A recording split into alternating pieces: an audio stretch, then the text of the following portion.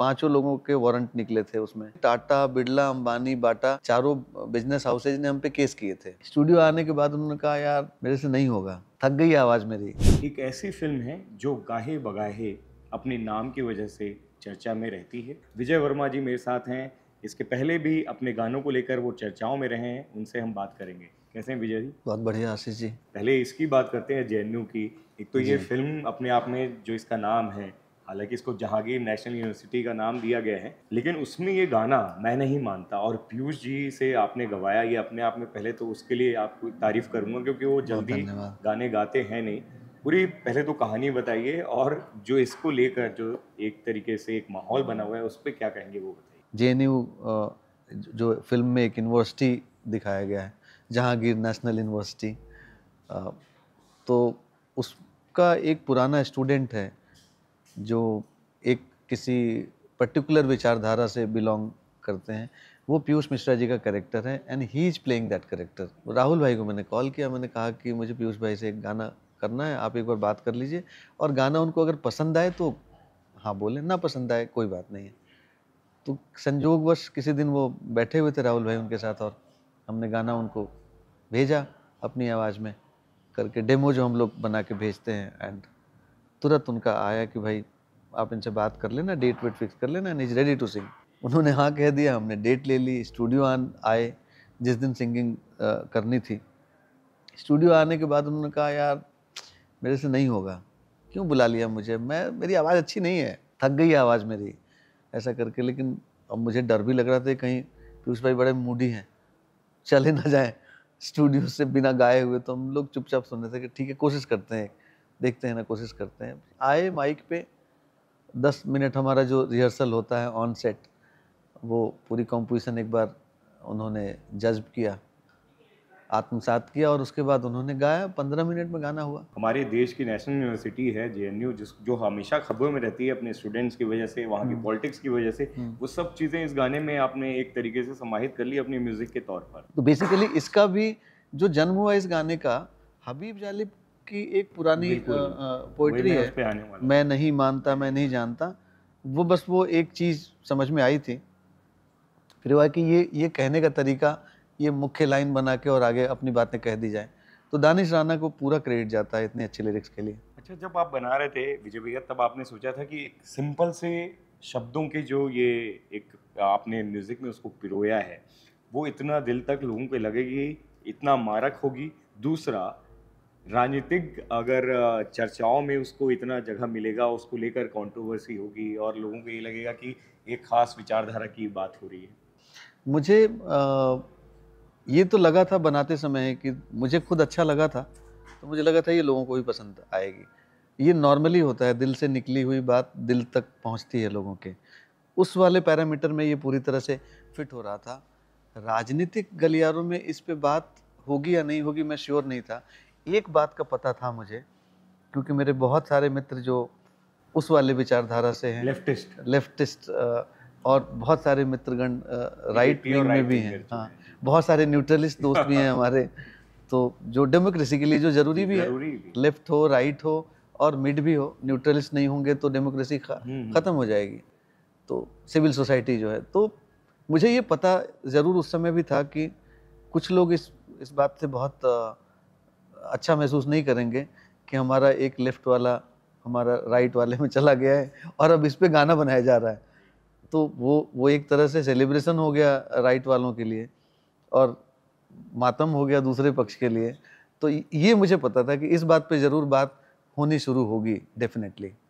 और टाइमिंग पर भी कि चुनाव आ गए हैं और चुनाव की घोषणा हो चुकी है और इस समय ऐसी फिल्म और ऐसा गाना आना जो कुठाराघात करे लेफ्टिज्म और बाकी हाँ, उस पे। ये जो है, ये प्रतिमा दत्ता जी जो प्रोड्यूसर हैं, ये उनकी अपनी सूझबूझ का नतीजा है कि वो इस टाइम पे इस फिल्म को रिलीज करनी है। तो मेरे ख्याल से हर प्रोडक्ट की लॉन्चिंग का एक राइट टाइम होता होगा, वो मार्केटिंग वाले लोग और जो निर्माता होते हैं वो डिसाइड करते हैं। सो इसमें हम लोगों का कोई योगदान होता नहीं है, हम तो काम करते हैं, काम करके आगे बढ़ा देते हैं।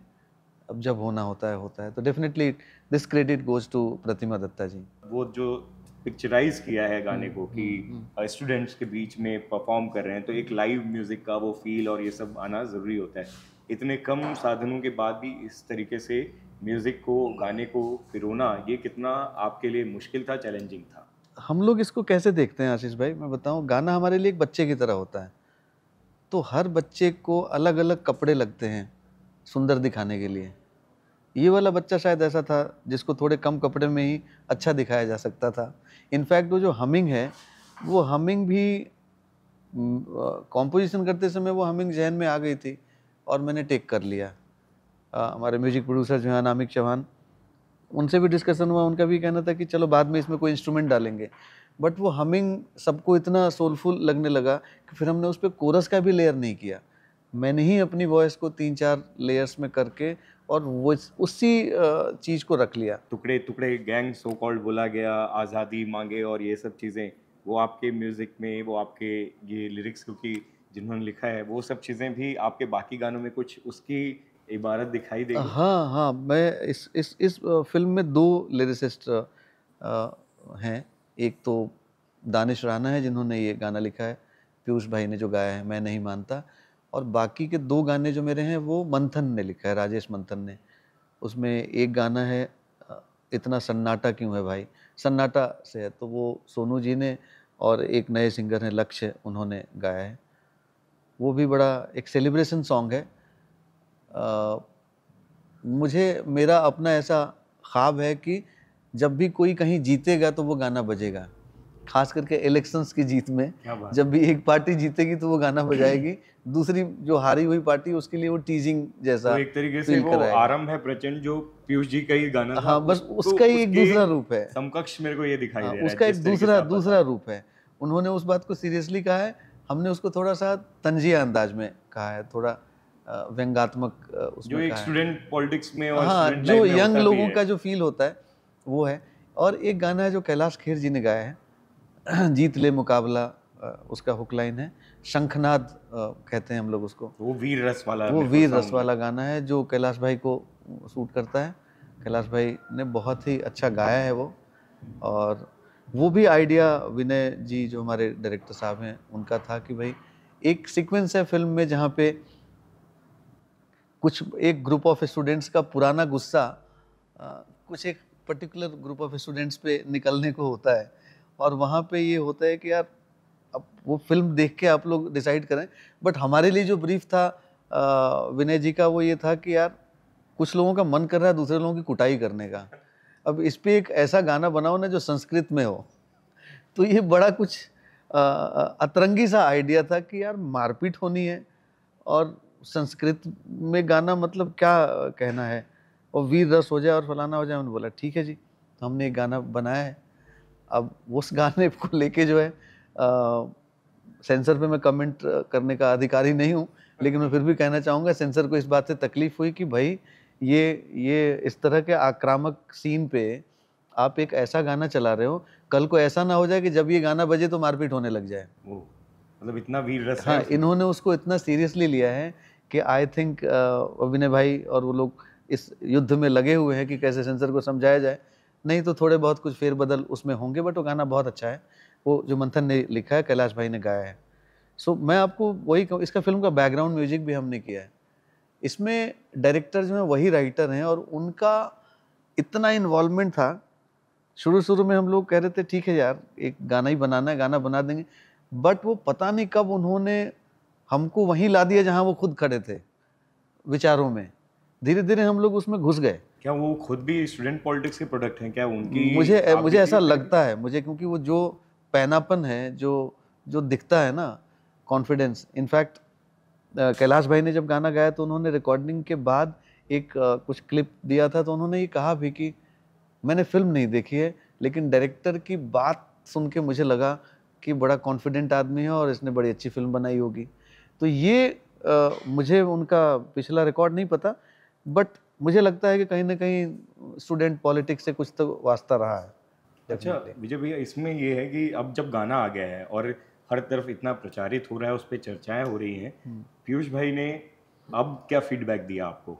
पीयूष उनको भाई गवाने के लिए आपने इतनी जद्दोजहद की, और वो 15 मिनट में जब गा के गए। पीयूष भाई जो है ना, वो बात कम करते हैं, जब बात करते हैं तो कविताएं करते हैं। वो पीयूष भाई को गाना बहुत पसंद है। अब उनसे दोबारा मुलाकात हो तो मैं सामने सामने पूछना चाहता हूँ, फ़ोन करके नहीं पूछना चाहता मैं।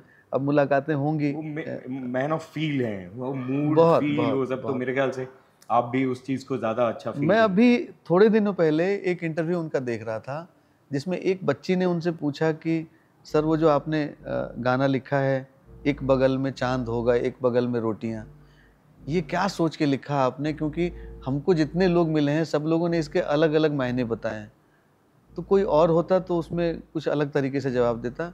पीयूष भाई ने कहा कि अरे कुछ नहीं यार, कुछ भी दिमाग में नहीं था मेरे, मैंने यूं ही लिख दिया था। बाद में लोगों ने उसका मतलब निकालना शुरू कर दिया। जो इंटरव्यूअर थे उनको बोलना पड़ा, पीयूष भाई इतनी सीरियसली बच्ची पूछ रही है उसको ये तो बता दो। पीयूष भाई ऐसे हैं।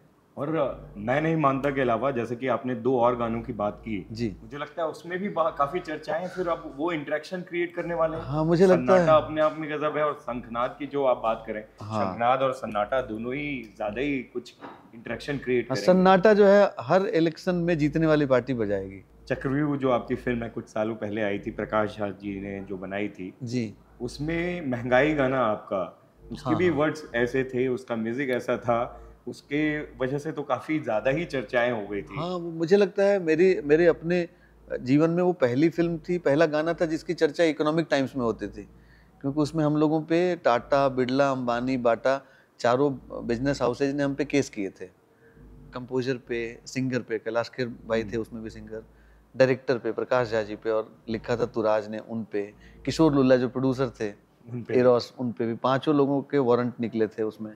तो जब ये गाना आप बना रहे थे, इस फिल्म के 3 गाने, जी एक तो वो जेएनयू अपने आप में आपको पता ही है, आप पॉलिटिकली भी काफी एक्टिव हो, पढ़ाई लिखाई के वास्ते मैं ये बोल रहा हूँ, अभी तो एक्टिव आप अपनी अब क्रिएटिव एक्टिव फील्ड में नहीं, हो, अवेयर हूँ सिर्फ। अवेयर हैं तेरी से।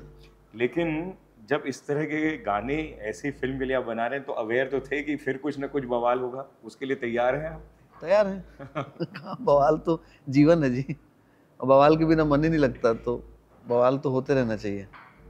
हम लोग जहाँ हैं वहाँ सब कुछ सीधे सीधे निकल गया तो पता ही नहीं चलेगा कुछ, कुछ तो बवाल होते रहना चाहिए। क्योंकि आपका बैकग्राउंड वैसा है कि अपने दम पर इस इंडस्ट्री में, मुंबई बिहार के एक छोटे शहर से यहाँ आके आपने एक अपनी जद्दोजहद से एक अपना मकाम बनाया है। आज जहाँ हम बैठे हैं, पोस्ट हाउस इंडस्ट्री का सबसे बड़ा पोस्ट प्रोडक्शन हाउस में से एक है।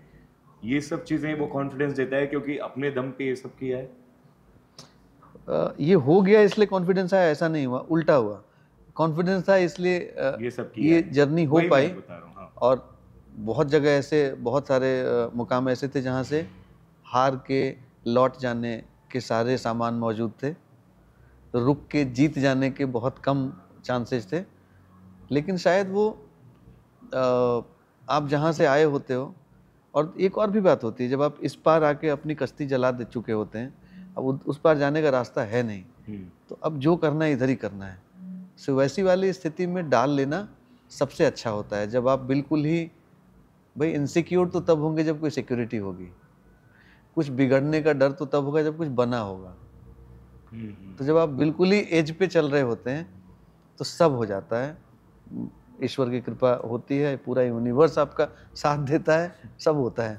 एक तरफ एकदम मासी बवालिया ऐसे सॉन्ग्स क्रिएट कर रहे हो आप, दूसरी तरफ प्रभु राम के लिए एक अलग ही भजन आप बना रहे हो, फिर होली पे फोक का यूज़ करते हुए एक अलग गाना आपने बनाया है। ये सब चीज़ें एक साथ एक जगह पर कैसे क्रिएट कर लेते हो? वो निदा साहब का एक शेर है, हर आदमी में होते हैं 10-20 आदमी, जिसको भी देखना हो बार बार देखना। आर्टिस्टों में थोड़े ज़्यादा होते हैं, 10-20 नहीं, थोड़े ज़्यादा होते हैं। भक्ति भी एक रस है, और हम तो साहित्य के वो 9 रस जो हैं उसी में तो हम सबकी, आपकी भी, हम सबकी ज़िंदगी इसी में चल रही होती है। और एक रिक्वेस्ट करना चाहूँगा, क्योंकि वो मैं ले सकता हूँ आपसे, वो थोड़ा हक है कि गानों की बात कर रहे हैं, तो इन तीनों गानों में से कुछ कोई भी ऐसा कोई गाना जो आप गुनगुनाना चाहें, क्योंकि आपकी आवाज़ भी बेहद ही मखमली है और हमें बड़ा पसंद है उसे सुनना। यही वाला गाना गुनगुना देता हूँ। बूढ़े बाबा की आंखों में आंसू दिखे, कौड़ियों से भी सस्ते जो रिश्ते बिके, थी जो अर्धांगिनी बहुत बेबस खड़ी, उसके बच्चों की थाली में रोटी नहीं। इंटेलेक्चुअलिटी है झूठी बातें बड़ी, मैं नहीं मानता, मैं नहीं मानता, मैं नहीं मानता, मैं नहीं मानता।